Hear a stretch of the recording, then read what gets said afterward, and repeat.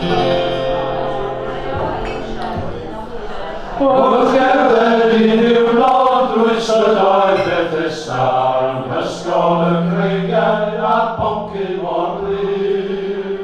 Fe welais chwarelwr yn lachlyn ei ddyddiau, yn cyfri'r gaeafau ar derbyn y dydd.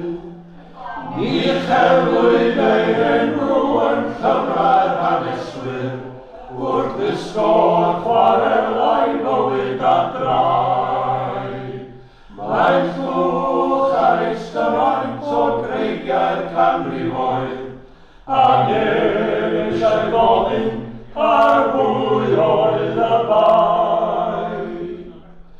Y Countess a'r Duchess a lwythwyd i'r llongau, I gadw cartrefi y byd rhag y glaw.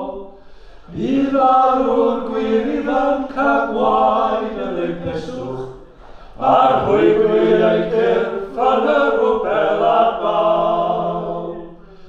Mae'r graith ar y mynydd yn tystio i'w habeth, Festiniog a chorus yn llychlyd a llwm, y cyn a'r mwrthwylion yn rwygoedd merfeddion, ei chwalyn o menydd fydd ochrau y cwm.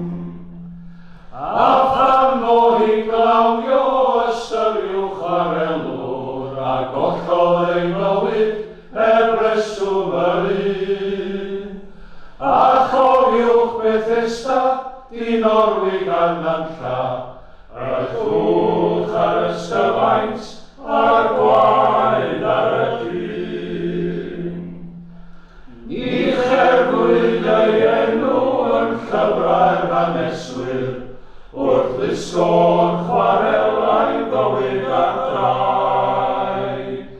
Mae'n llwch ar eis gymaint o greigiau'r canrifoedd, a neb eisiau gofyn ar bwy oedd y bai.